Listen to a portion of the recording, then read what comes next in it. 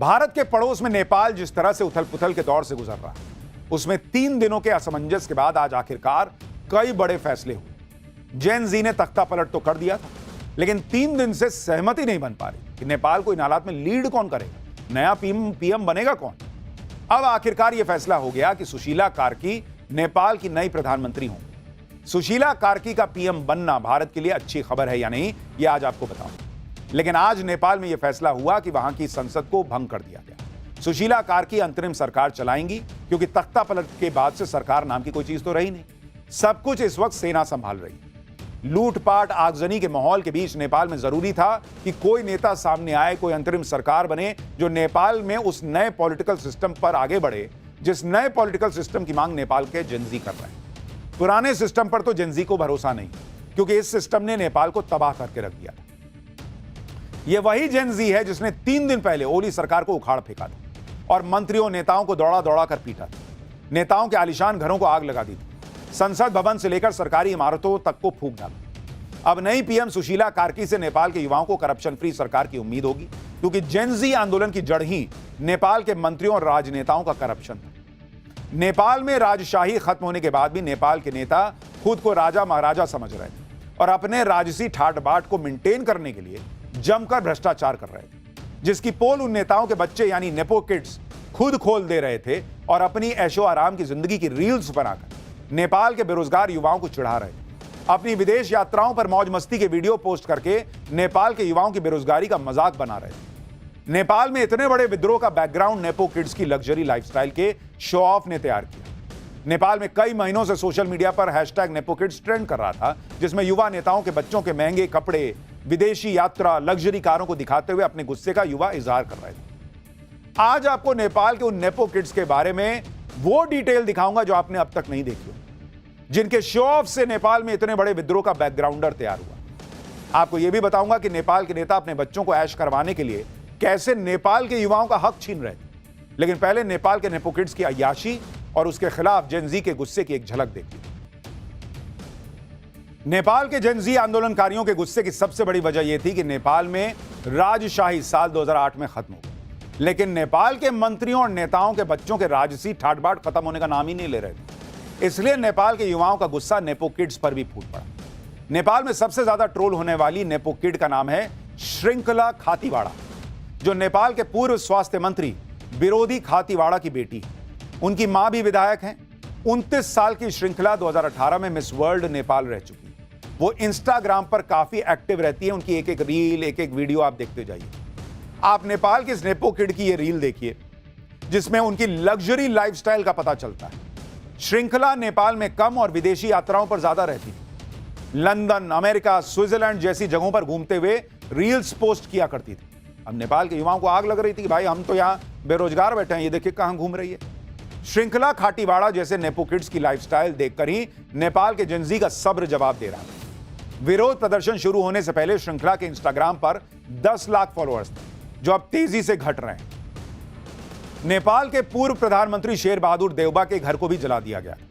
देउबा और उनकी पत्नी को पीटा गया था, जिनकी बहू शिवना श्रेष्ठा भी सोशल मीडिया पर अपनी रईसी का खूब प्रदर्शन करती थी।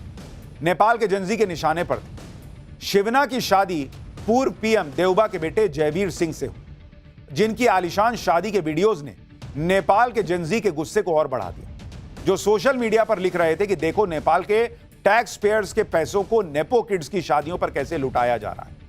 नेपाल के पूर्व पीएम देउबा के बेटे और बहू की तस्वीरें और वीडियो वायरल हो रहे हैं, जिनमें वो बहुत ही शानदार जिंदगी बिताते दिख रहे हैं। लग्जरी होटल, महंगे महंगे ब्रांडेड कपड़े, कैंडल लाइट डिनर चल रहा है। नेपो किड्स के ऐश की तस्वीरें नेपाल के युवाओं के मन में नफरत के बीज बो रही। नेपाल के एक और पूर्व प्रधानमंत्री पुष्प कमल दहल प्रचंड के खिलाफ भी नेपाल के युवा प्रचंड गुस्से में, जिन्होंने अपनी पोती स्मिता बहल की शादी दिसंबर 2024 में की और शादी में करोड़ों रुपए पानी की तरह बहा दिया।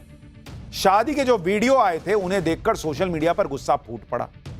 नेपाल की नेपो किड स्मिता दहल भी अपने महंगे लाइफस्टाइल के लिए सोशल मीडिया पर सुर्खियां बटोरती रही। महंगे महंगे लग्जरी ब्रांड्स के हैंडबैग, उसके साथ तस्वीरें पोस्ट कर रही थी। नेपाल के पूर्व कानून मंत्री बिंदु कुमार थापा के बेटे सौगत थापा का तो अलग ही जलवा है, जो लग्जरी सामान के साथ अपनी लैविश लाइफ का सोशल मीडिया पर जमकर शो ऑफ करते हैं। प्रोटेस्ट के दौरान सौगत थापा की एक तस्वीर खूब चर्चा में आई, जिसमें उसने क्रिसमस मनाने के लिए अपने महंगे ब्रांडेड जूतों के डिब्बों से पूरा का पूरा क्रिसमस ट्री बना दिया। इतना जूता है भाई के पास।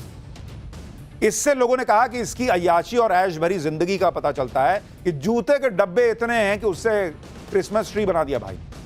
नेपाल के बाकी नेपो किड्स की तरह नेपाल के पूर्व कानून मंत्री का बेटा भी अपने महंगे शौकों की रील्स बनाकर नेपाल के युवाओं को चिढ़ा रहा था। नेपाल में नेपो किड्स की लग्जरी लाइफस्टाइल को देख देखकर नेपाल के जेनजी का पारा चढ़ा हुआ।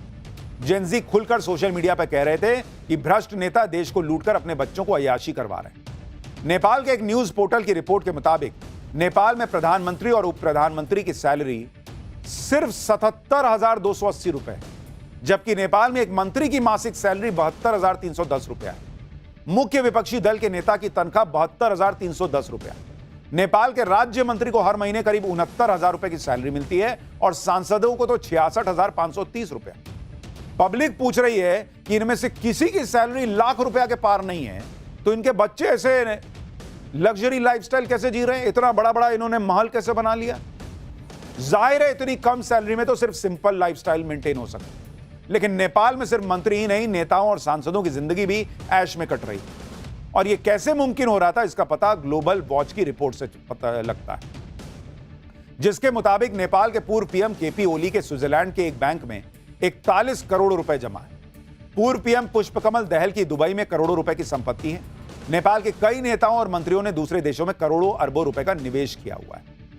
नेपाल के युवाओं का यही तो आरोप है कि भ्रष्टाचार के इसी पैसे से नेता अपने बच्चों को अय्याशियां करवा रहे हैं।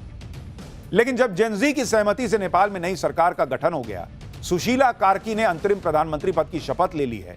सुशीला कार्की कौन है, आपको यह भी जानना चाहिए। देखिए, यही शपथ ले रही है। सुशीला कार्की ने 1975 में बनारस हिंदू यूनिवर्सिटी से पॉलिटिकल साइंस में एमए किया था। 73 साल की सुशीला कार्की 2016 में नेपाल की पहली महिला चीफ जस्टिस बनी। चीफ जस्टिस रहते हुए उन्होंने भ्रष्टाचार के खिलाफ कई बार सख्त बयान दिए। सुशीला कार्की का नेपाल का नया पीएम बनना भारत के लिए अच्छी खबर है या नहीं, यह भी आपको देखना जरूरी है, क्योंकि इससे पहले नेपाल के पीएम केपी शर्मा ओली के कार्यकाल में उनके भारत विरोधी रुख ने भारत नेपाल के संबंधों में बड़ी दरार डाली थी।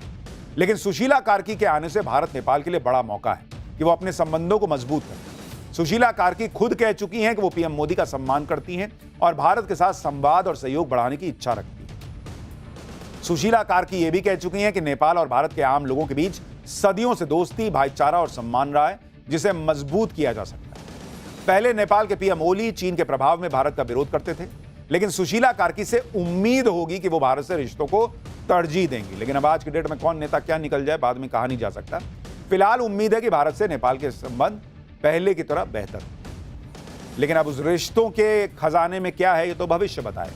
फिलहाल आपको अगला चैप्टर बताता हूं कि मथुरा के बांके बिहारी के खजाने में क्या है। 54 साल बाद खुलने जा रहा मथुरा के बांके बिहारी का खजाना, क्या क्या निकलने वाला है, कितना सोना, कितना चांदी, कितने जवाहरात। बांके बिहारी के खजाने की चकाचौंध हैरान कर देगी क्या, अब इसका चैप्टर। वृंदावन के बांके बिहारी मंदिर की चर्चा पूरे देश में होती है, लेकिन बहुत कम लोग ये जानते हैं कि बांके बिहारी मंदिर के एक तहखाने में खजाना भी है, जो तहखाना पिछले 54 साल से खुला ही नहीं। कोई नहीं जानता कि इस तहखाने में कितना खजाना है और खजाने में क्या क्या है। अब 54 साल के बाद ऐसा दिन आया है कि बांके बिहारी मंदिर का तहखाना खुलेगा और खजाना सामने आएगा। इस खजाने में क्या क्या कीमती सामान है, इसकी पूरी लिस्ट बनाने की तैयारी शुरू हो चुकी है। खजाने में कितना सोना है, कितनी चांदी है, कितने हीरे और जवाहरात हैं, एक एक चीज का वजन किया जाएगा और उसकी कीमत का पता चलेगा। पूरी लिस्ट तैयार होगी। इससे पहले साल 1971 में आखिरी बार बांके बिहारी मंदिर का खजाना खोला गया था, इसलिए इस नई लिस्ट को पुरानी लिस्ट से मिलाया जाएगा ताकि यह चेक किया जा सके कि इस खजाने में कोई घपला तो नहीं कि हुआ है। आज पाठशाला में बांके बिहारी मंदिर के खजाने से जुड़ी एक एक डिटेल आपको बताऊंगा, लेकिन पहले बांके बिहारी मंदिर के दर्शन कर लीजिए और मंदिर का खजाना देखकर कैसे आंखें चौधिया जाएंगी, उसकी एक झलक देखिए। बांके बिहारी मंदिर का खजाना खुलने की इतनी चर्चा क्यों हो रही है, यह भी आपको बताता हूं। दरअसल जब 11 साल पहले केरल के पद्मनाभ स्वामी मंदिर के खजाने का तहखाना खुला, तो देश ही नहीं पूरी दुनिया हैरान रह गई, क्योंकि मंदिर के तहखाने में बंद खजाने में 1 लाख करोड़ से ज्यादा के सोने चांदी के सिंहासन, छत्र, मुकुट, आभूषण, सिक्के और हीरे जवाहरातों के ढेर मिले। इसी तरह जब पिछले साल जुलाई में पुरी के जगन्नाथ मंदिर के तहखाने को खोला गया तो वहां भी सोने चांदी के आभूषणों, सिक्कों और दूसरे चढ़ावे को ले जाने के लिए लकड़ी के बड़े बड़े बक्से लगाने पड़े। अब सब लोग ये सोच रहे हैं कि बांके बिहारी मंदिर के तहखाने का खजाना खुलेगा तो उसमें से क्या क्या निकलेगा, क्योंकि यह तहखाना 54 साल बाद खुलने जा रहा है।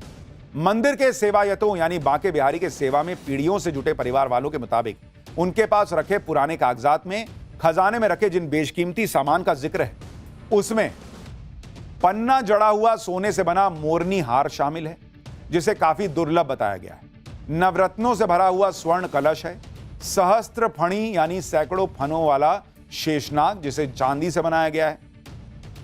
हीरे जवाहरात से जड़ी हुई सोने की छड़ियां और बांसुरी, सोने और चांदी के सिक्कों के ढेर, कीमती आभूषण और गहने शामिल हैं। इसके अलावा भरतपुर, करौली, ग्वालियर जैसी रियासतों से मिले दान सेवा पत्र भी रखे गए। बांके बिहारी मंदिर के तहखाने का रास्ता श्री बांके बिहारी जी की मूर्ति के सिंहासन के नीचे बने एक सीक्रेट रास्ते से होकर जाता है। यह रास्ता करीब 12 सीढ़ियां उतरने के बाद बना हुआ है। श्री बांके बिहारी मंदिर से हमारे सहयोगी की एक रिपोर्ट देखिए। हम वृंदावन में मौजूद हैं और ये देखिए आप मेरे पीछे श्री बांके बिहारी मंदिर देख रहे हैं। श्री बांके बिहारी मंदिर में बांके बिहारी जहां पर विराजमान है उनके सिंहासन के ठीक नीचे ही ये तोशित खाना है और वहीं पे पूरा का पूरा जो खजाना है वो मौजूद है। ये जो आप मंदिर देख रहे हैं, मंदिर के अंदर अगर मैं आपको बताऊं तो ये जो दीवार आप सामने देख रहे हैं, गेट नंबर 1 के सामने निकासी द्वार जो है वहां पर लेफ्ट हैंड साइड में, यानी कि ये जो आप देख रहे हैं ये यहाँ पर जहां बांके बिहारी विराजमान है उनके सिंहासन के ठीक नीचे जो है वो एक तोशित खाना है और उसी के अंदर जो खजाना है वो मौजूद है। श्री बांके बिहारी मंदिर में खजाने का रास्ता सीक्रेट रखे जाने की वजह भी मंदिर के पुजारियों ने बताई। पुजारियों के मुताबिक ब्रिटिश शासन के दौरान श्री बांके बिहारी मंदिर के खजाने में 2 बार चोरी की कोशिश हुई। पहली बार साल 1926 में और फिर उसके बाद 1936 में। इसी के बाद से श्री बांके बिहारी मंदिर के तहखाने में बने लोहे के गेट को मोटी मोटी जंजीरों से बंद कर दिया और गुप्त दान को तहखाने तक पहुंचाने के लिए श्री बांके बिहारी जी की मूर्ति के पास से ही एक छोटा सा रास्ता बना दिया गया और मंदिर में खजाने की सार्वजनिक तौर पर चर्चा बंद कर दी। धीरे धीरे लोग मंदिर में छुपे खजाने की बात को भी भूल गए। अब देखिए, जब श्री बांके बिहारी मंदिर का खजाना खुलने वाला है तो हमारे सहयोगी ने मंदिर में दर्शन करने पहुंचे श्रद्धालुओं से खजाने के बारे में सवाल पूछा। ज्यादातर श्रद्धालुओं ने इसकी जानकारी होने से भी इनकार किया। आप लोग यहाँ दर्शन करने के लिए आए हैं? हाँ जी। आपको जानकारी है यहाँ बांके बिहारी में खजाना भी है नीचे? नहीं, इसके बारे में कोई जानकारी नहीं? कोई जानकारी कभी पता नहीं कर पाए? नहीं, कभी पता नहीं। आपको पता था कि यहाँ जानकारी खजाना है इसके बारे में? नहीं, जानकारी थी। जानकारी नहीं थी। देखिए यहाँ लोग हैं, इनको पता नहीं है। आपको जानकारी थी यहाँ पे खजाना है? नहीं, हम तो दर्शन करने आए दर्शन हैं। नहीं। कभी सुना था आपने? आप नहीं। अच्छा, आप लोग भी दर्शन? श्री बांके बिहारी मंदिर के खजाने का रहस्य तो जल्दी ही खुल जाएगा। मंदिर में खजाना कब बनाया गया और कब कब खुला ये भी आपको बताता हूं। श्री बांके बिहारी मंदिर कमेटी के सदस्य आचार्य दिनेश गोस्वामी के मुताबिक बांके बिहारी मंदिर के मौजूदा स्वरूप का निर्माण साल 1864 में भरतपुर के राजा रतन सिंह ने करवाया। राजा रतन सिंह ने ही बांके बिहारी जी के खजाने को सुरक्षित रखने के लिए मूर्ति के नीचे तहखाना बनवाया। आखिरी बार जब साल 1971 में खजाना खोला गया उस वक्त खजाने से कई कीमती आभूषण और गहनों की लिस्ट बनाकर एक बक्से में सील करने के बाद बैंक के लॉकर में जमा करवा दिए गए। इसके बाद साल 2002 और 2004 में मंदिर समिति ने खजाने को खोलने की कोशिश की लेकिन मंजूरी नहीं मिल पाई। अब यह भी जानना जरूरी है कि आखिर 54 साल के लंबे इंतजार के बाद श्री बांके बिहारी मंदिर का खजाना खुल क्यों रहा है। दरअसल श्रद्धालुओं की सुविधा के लिए बांके बिहारी मंदिर कॉरिडोर बनाने का फैसला हुआ है, जिसके लिए जमीन मंदिर के खजाने से खरीदी जानी है। हालांकि सुप्रीम कोर्ट पहले ही यह साफ कर चुका है कि सिर्फ जमीन खरीदने के लिए ही बांके बिहारी मंदिर के खजाने का इस्तेमाल किया जा सकेगा। श्री बांके बिहारी मंदिर कॉरिडोर करीब 5 एकड़ के एरिया में बनना है और इस पर करीब 500 करोड़ की लागत आने का अनुमान है। यह खर्च कॉरिडोर के लिए जमीन के अधिग्रहण पर किया जाएगा। जमीन के अधिग्रहण में जिनके मकान और दुकान आएंगे उन्हें मुआवजा भी दिया जाएगा। यूपी सरकार ने 2022 में इलाहाबाद हाईकोर्ट में यह कहा था कि भीड़ को कंट्रोल करने, मंदिर में भक्तों के लिए बेहतर होल्डिंग एरिया और कॉरिडोर बनाने के लिए मंदिर के नाम 5 एकड़ जमीन खरीदी जानी है। यूपी सरकार ने कोर्ट में यह भी जानकारी दी थी कि श्री बांके बिहारी मंदिर में हर रोज 40 से 50 हजार श्रद्धालु दर्शन के लिए पहुंचते हैं। वीकेंड पे आंकड़ा 2 लाख तक पहुंच जाता है और त्योहारों पर तो 5 लाख श्रद्धालुओं के पार चला जाता है। कॉरिडोर बनने के बाद श्री बांके बिहारी मंदिर तक पहुंचना दर्शन करना कितना आसान हो जाएगा, इसे समझने के लिए आपको बांके बिहारी मंदिर में जुटने वाली भीड़ की तस्वीर देखना चाहिए। कितना कंजेस्टेड एरिया है और भीड़ वाला इलाका है। कॉरिडोर बनने के बाद सीधा रास्ता तैयार हो जाएगा। 2022 में भीड़ के कारण हुई भगदड़ में कुछ श्रद्धालुओं की जान भी चली गई, जिसके बाद श्री बांके बिहारी मंदिर में बेहतर बुनियादी ढांचे की जरूरत महसूस की गई थी, क्योंकि आप देखिए बहुत संकरा इलाका है। For more of such videos, do like, share and subscribe to ET Now Swadesh.